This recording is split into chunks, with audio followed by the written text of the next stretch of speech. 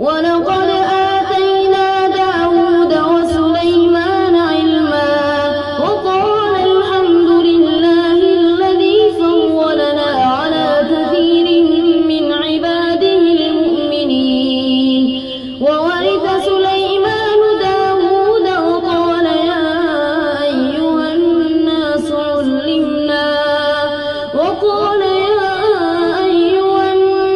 علمنا منطق الطير وأوتينا من كل شيء إن هذا لهو الفضل المبين.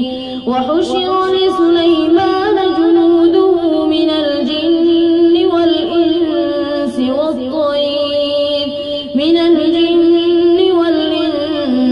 والطير فهم يوزعون حتى إذا أتوا على واد النمل قالت يا أيها النمل ادخلوا مساكنكم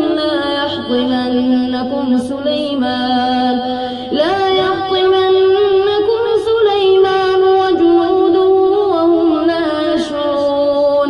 فتبسم ضاحكا من قولها وقال رب أوزعني أن أشكر نعمتك التي أنعمت علي وعلى والدي وأن أعمل صالحا ترضاه وأدخلني برحمتك في عبادك الصالحين. وتفقد الطير فقال ما لي لا أرى الهدهد أم كان من الغائبين.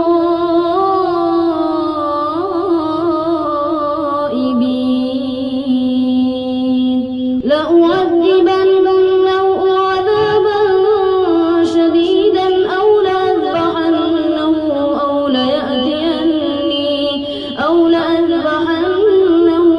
ليأتيني بسلطان مبين. فمكث غير بعيد فقال أحطت بما لم تحط به وجئتك من سبأ بنبأ يقين. إني وجدت امرأة تملكهم وأوتيت من كل شيء ولها عرش عظيم. وجدتها وقومها يسجدون للشمس من دون الله وزين لهم الشيطان أعمالهم فصدهم عن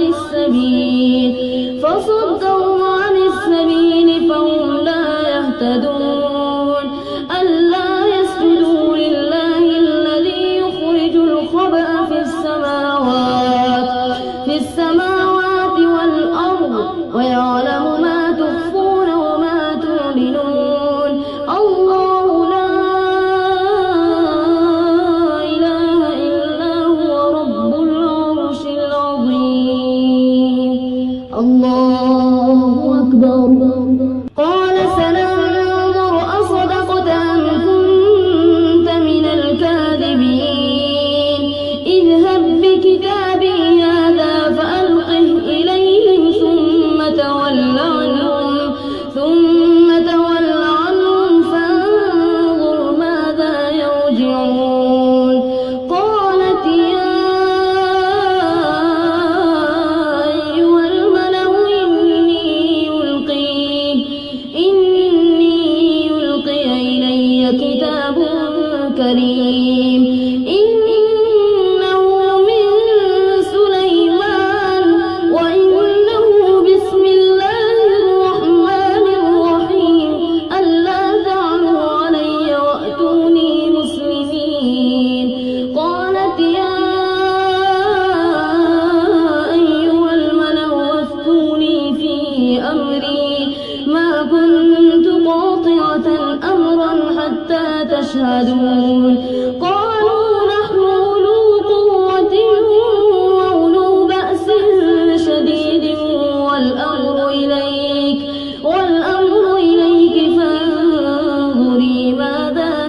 منظورين قالت إن الملوك إذا دخلوا قرية أفسدوها وجعلوا أعزة أهلها أذلة وكذلك يفعلون وإني مرسلة إليهم بهدية فناظرة بما يرجع المرسلون فلما جاء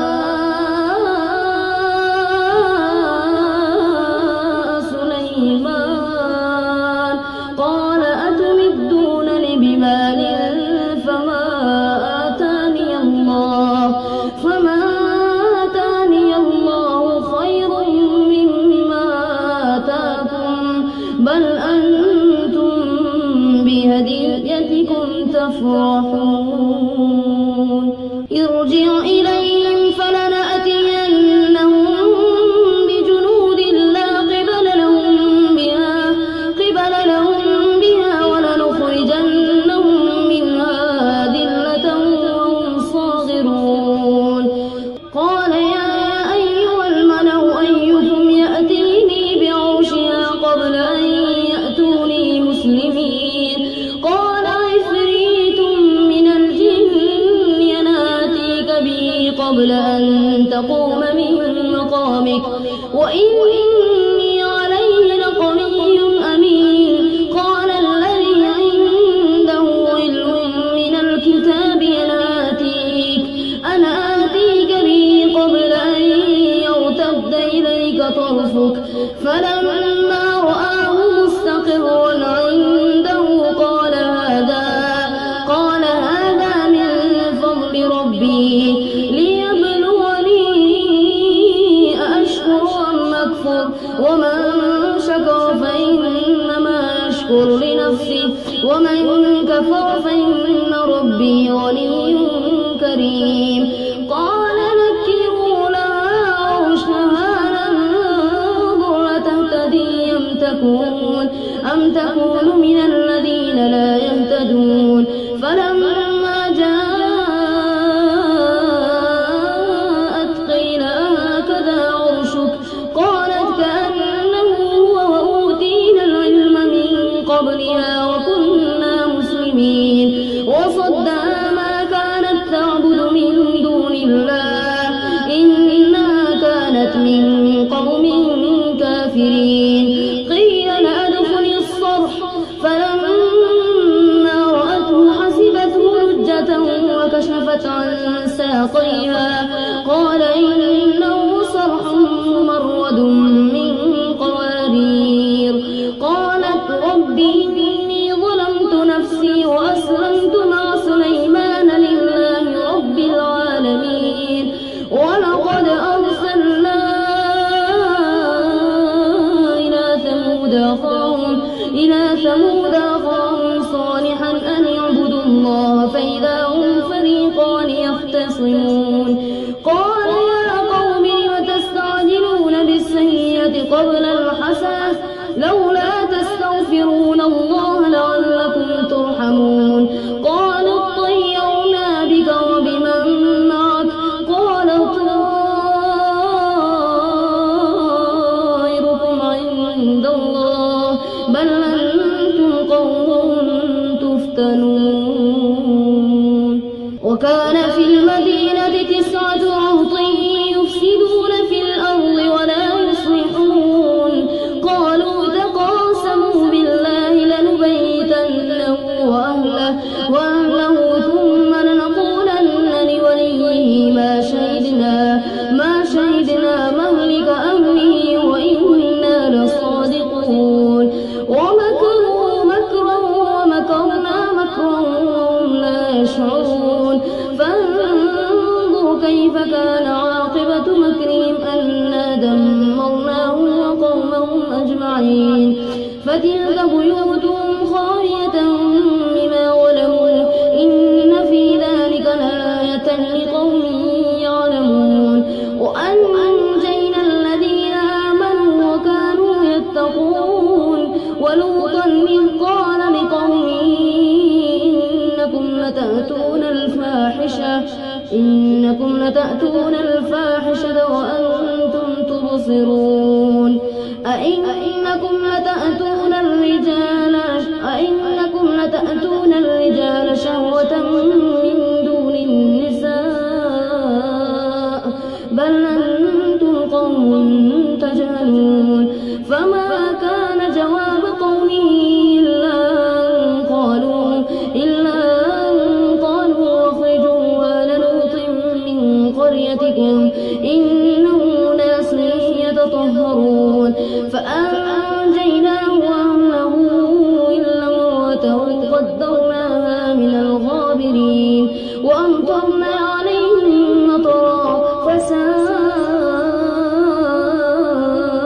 مطر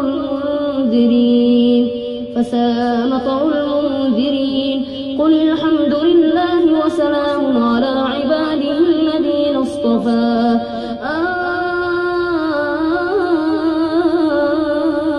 الله خير أما يشركون أمن خلق السماوات والأرض وأنزل لكم من السماء ماء فأنبتنا به حدائق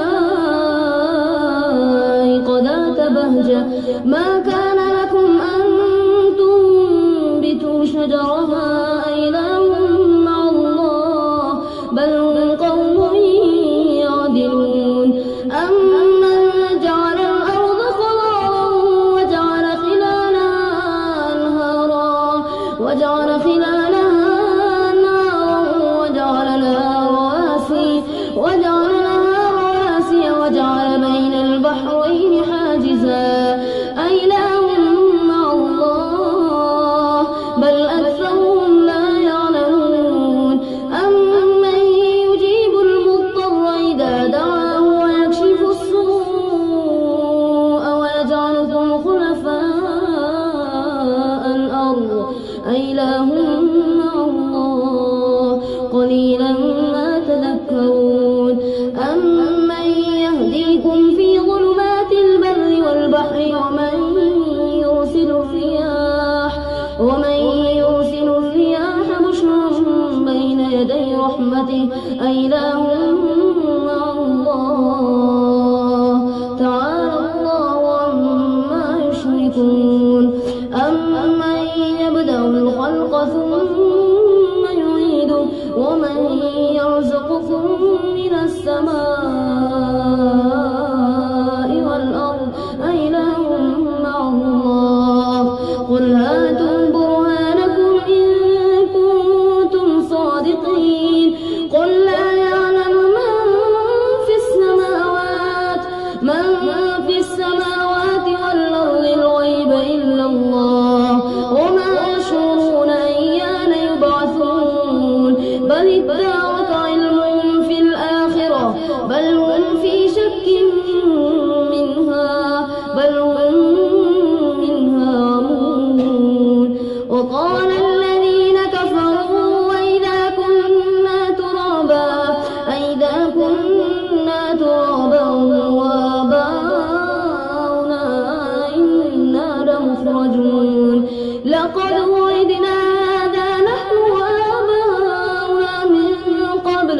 من قبل إن هذا إلا أساطير الأولين قل سيروا في الأرض فانظروا كيف كان عاقبة المجرمين ولا تحزن عليهم ولا تكن في ضيق مما يمكرون ويقولون متى هذا الوعد إن كنتم صادقين قل عسى أن يكون ردف لكم بعض الذي تستعجلون وإن ربك لذو فضل على الناس ولكن أكثرهم لا يشكرون وإن ربك ليعلم ما تكن صدورهم وما يعلنون وما من غائبة في السماء والأرض إلا في كتاب مبين. إن هذا القرآن يقص على بني إسرائيل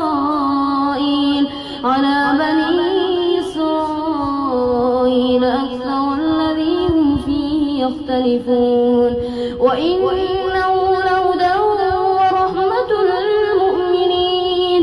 إن ربك يقضي بينهم بحكمه وهو العزيز العليم. فتوكل على الله إنك على الحق المبين.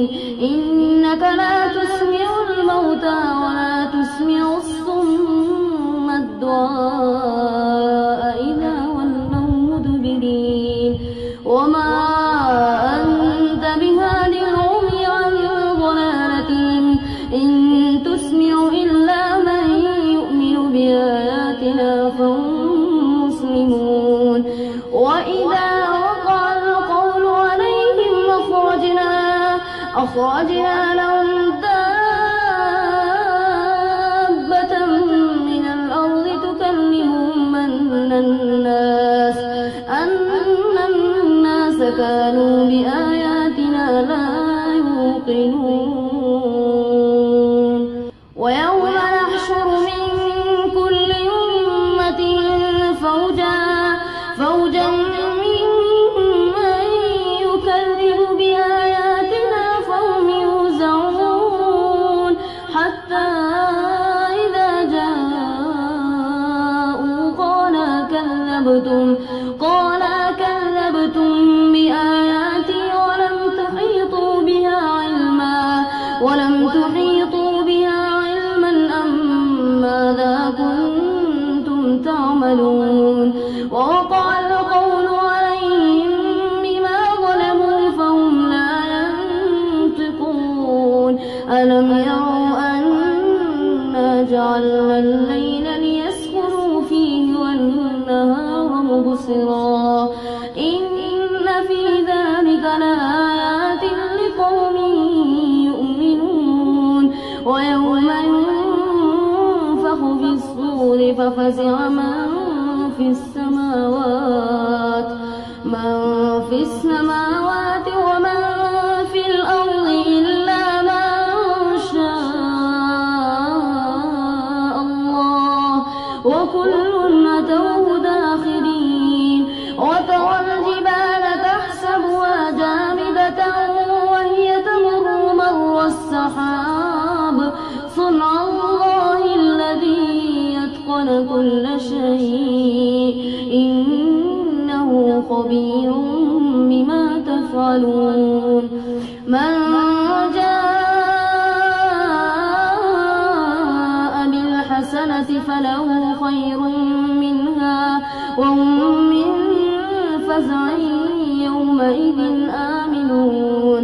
ومن جاء بالسيئة فكبت وجوههم في النار هل تجزون إلا ما كنتم تعملون.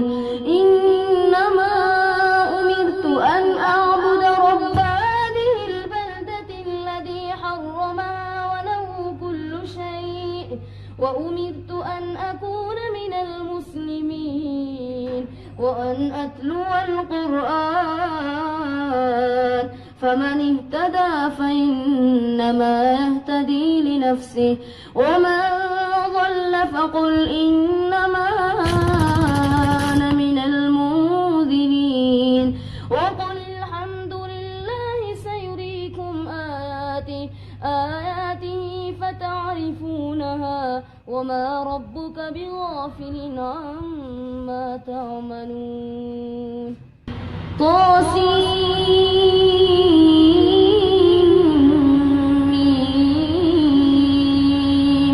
تلك آيات الكتاب المبين نتلو عليك من نبأ موسى وفرعون بالحق لقوم يؤمنون.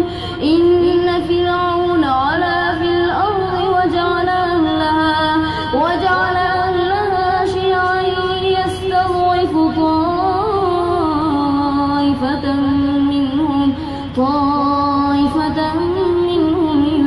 يستنكح أبناءهم ويستحيي نساءهم إنه كان من المفسدين ونريد أن نمن على الذين استضعفوا في الأرض ونجعلهم أئمة ونجعلهم الوارثين ونمكن لهم في الأرض ونري فرعون وهامان وجنودهما منهم ما كانوا يحذرون وأوحينا إلى أم موسى أن أرضعيه فإذا خفت عليه فألقيه في اليم ولا تخافي ولا تحزني إنا